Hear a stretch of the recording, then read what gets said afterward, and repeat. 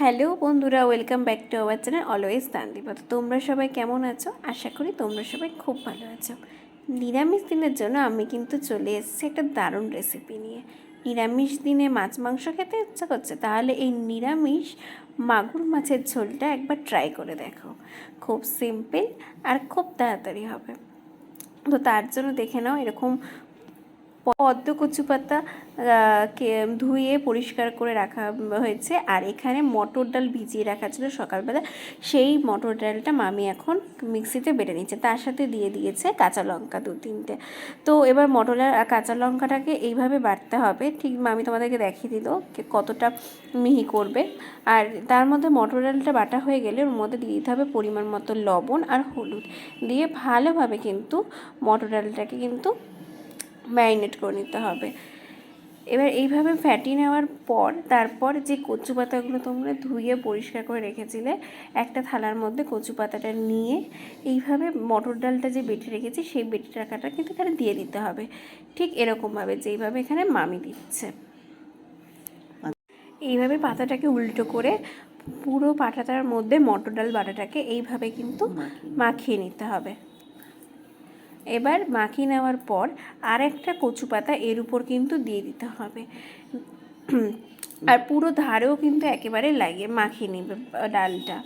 তো তোমরা যখন পাতাটা আনবে বেশি করে পাতাটা নিয়ে আসবে, দিয়ে এইভাবে দেখো ওই পাতাটার উপর আর একটা এরকম পাতা উল্টো করে বসিয়ে দেওয়ার পর ঠিক আবার উল্টো দিকে সেমভাবে কিন্তু ডালটাকে কিন্তু আবার কিন্তু মাখিয়ে নিচ্ছে মামি।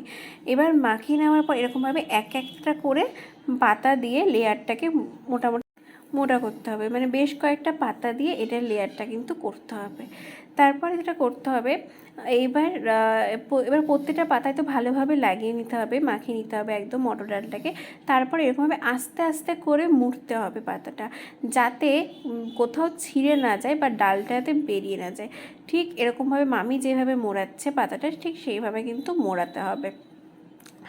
মোড়ানোর পর যেটা করতে হবে, দুই ধারে যে ইয়েটা থাকবে দুধারের দিকেও কিন্তু আমাদেরকে মুড়ি নিতে হবে। দেখো ঠিক মামি যেভাবে তো মুড়ি নিচ্ছে আঙুল দিয়ে ভাঁজ করে, এরকমভাবে কিন্তু মুড়ে নিতে হবে, না হলে কি হবে ডালগুলো কিন্তু বেরিয়ে যাবে আর পাতাটা কিন্তু খুলে যাবে, ভাঁজটা কিন্তু ঠিকমতো হবে না।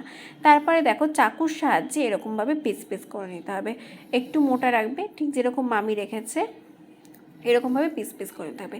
কি বলেছিলাম না মাগুর মাছের মতো লাগবে দেখতে, তো লাগছে তো মাগুর মাছের মতো দেখতে, তাই জন্য এটার নাম দিয়েছি নিরামিষ মাগুর মাছের ঝোল। তো এবারে দেখো কি করতে হবে, এবারে তেল গরম হতে দিতে হবে। তারপরে এই পিসগুলোকে কিন্তু একটা একটা করে তেলের মধ্যে ছেড়ে দিতে হবে, ঠিক এরকমভাবে লাল লাল করে ভাজতে হবে। গ্যাসের ফ্লেমটা একদম মিডিয়াম ফ্লেমে রাখবে, তাহলে ভাজতে সুবিধা হবে, তাহলে ভিতরটা কাঁচা থাকবে না। এইভাবে একদিকটা ভাজা হয়ে গেলে কিন্তু আরেক দিকটাও এরকমভাবে হালকা করে কিন্তু উঠিয়ে নিতে হবে, মানে উল্টে দিতে হবে, যাতে না ভেঙে যায় বা পাতাগুলো যাতে খুলে না যায়। তো এইভাবে লাল লাল করে ভাজা হতে থাক, ততক্ষণে আমরা মশলার ব্যাটারটা দেখে নিই। এখানে প্রথমে টমেটো আর আদা বেটে নেওয়া হয়েছে মিক্সিতে, তারপরে দিয়ে দেওয়া হয়েছে এখানে জিরের গুঁড়ো, পরিমাণ মতো লঙ্কার গুঁড়ো, স্বাদ মতো চিনি আর হলুদ গুঁড়ো, আর দিয়ে দিতে হয়েছে স্বাদ মতো লবণ। দিয়ে ভালো করে কিন্তু মশলাটাকে কিন্তু পেস্টটা মিশিয়ে নিতে হবে প্রত্যেকটা মশলা। এটা কিছুক্ষণের জন্য তোমরা ভিজিয়ে রাখবে, তাহলে কি হবে রান্নাটা কিন্তু টেস্টটা ভালো আসবে মশলাটা কিছুক্ষণ ভিজিয়ে রাখলে। এরপর এই বড়াগুলো কিন্তু আমাদের ভাজা হয়ে গেছে। এবার এগুলোকে কিন্তু আমরা একে একে করে উঠিয়ে নিচ্ছি। দেখতে পাচ্ছ কতটা লাল হয়েছে, আর এটা কিন্তু ভাজাও খাওয়া যায়, ভাজা খেতেও কিন্তু খুব ভালো লাগে।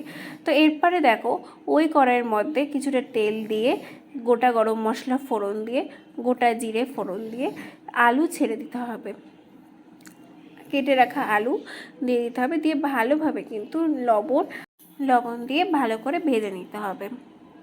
একটু লাল লাল ভাজা হয়ে আসবে, কিছুক্ষণের জন্য তোমরা এটাকে ভাজতে দেবে, আর ওটা ঢাকা দিয়ে দেবে।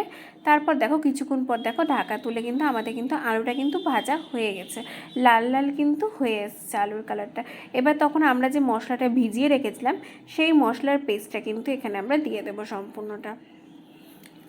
মশলাটা দিয়ে কিন্তু আলুটার মশলাটা ভালোভাবে কিন্তু কষতে হবে। তো মামি এখানে দেখো মশলাটাকে কিন্তু খুব সুন্দরভাবে কষিয়ে দিচ্ছে।